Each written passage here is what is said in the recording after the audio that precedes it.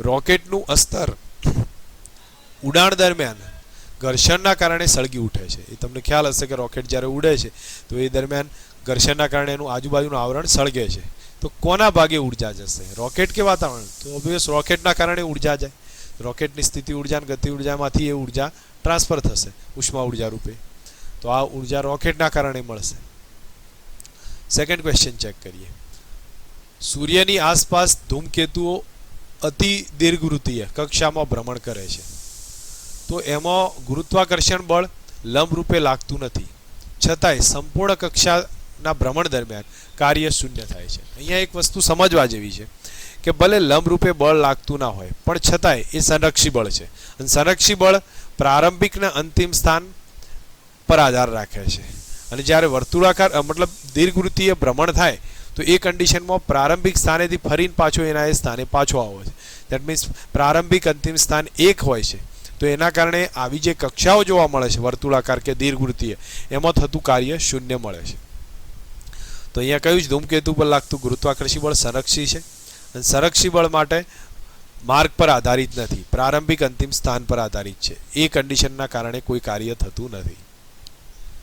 પૃથ્વીની આસપાસ પાતળા વાતાવરણમાં કૃત્રિમ ઉપગ્રહ વાતાવરણના અવરોધના કારણે ઉર્જા ગુમાવે છે, ભલે તે સૂક્ષ્મ પ્રમાણમાં હોય, પણ જેમ પૃથ્વીની નજીક આવતો જાય એમ ઝડપ વધતી જાય છે। કારણ એટલું થશે કે કુલ ઉર્જા બરાબર k પ્લસ યુ થાય, E બરાબર k પ્લસ યુ। હવે જેમ જેમ નજીક આવતો જાય એમ સ્થિતિ ઉર્જા ઘટતી જાય, સ્થિતિ જેમ જેમ નજીક આવે એમ સ્થિતિ ઉર્જા ઘટતી જાય, સ્થિતિ ઉર્જા ઘટે તો ગતિ ઉર્જા વધવાની છે, તો બસ એના કારણે ઝડપ વધતી જશે। સિમ્પલ છે સેન્ટેન્સ।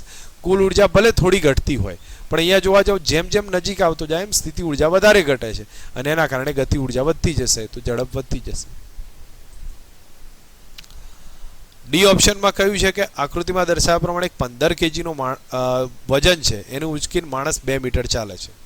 જો આ રીતે પહેલી કન્ડિશનમાં ચાલતો હોય 15 kgનો માણસ વજન ઉંચકીને 2 મીટર ચાલે તો એ પોતાના વડે બળ લગાડશે અને એ ઘર્ષણની વિરુદ્ધમાં કાર્ય કરશે, કારણ કે ચાલતો હશે એ દરમિયાન ઘર્ષણ લાગશે તો ઘર્ષણની વિરુદ્ધમાં એ કાર્ય કરશે।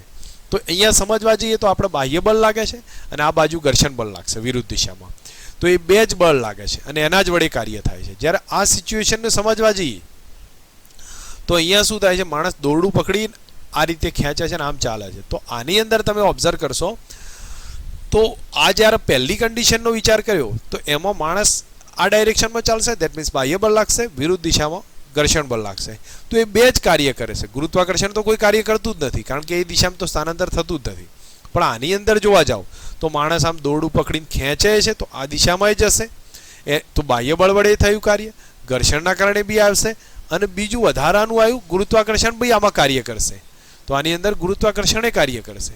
દેટ મીન્સ અહીંયા સેન્ટેન્સ સમજીએ તો પહેલા કિસ્સામાં ગુરુત્વાકર્ષણ વડે કાર્ય થતું નથી, કારણ કે સીધે સીધો સમસ્થિતિ દિશામાં જાય છે, તો 2 મીટરનું સ્થાનાંતર થાય છે એ સમસ્થિતિ દિશામાં લાગતું બળના કારણે કાર્ય થાય છે, બરોબર। અને કોના લીધું થશે? ઘર્ષણની વિરુદ્ધ દિશામાં કાર્ય થશે। આપણે વજન બળનું કોઈ વધારે લખવાનું નથી, એના કારણે કાર્ય મળતું નથી, ઘર્ષણના કારણે કાર્ય થાય છે। જ્યારે બીજા કિસ્સામાં જોવા જાઓ તો ગુરુત્વાકર્ષણ બી ઉપર વજનના કારણે કાર્ય કરાવશે અને ઘર્ષણ પણ કાર્ય થશે, તેમ ટોટલ કાર્ય જોવો તો ઘર્ષણ ગુરુત્વાકર્ષણનું ઘર્ષણનું બેનું થયું, અને અહીંયા આવશે ફક્ત ઘર્ષણનું કાર્ય।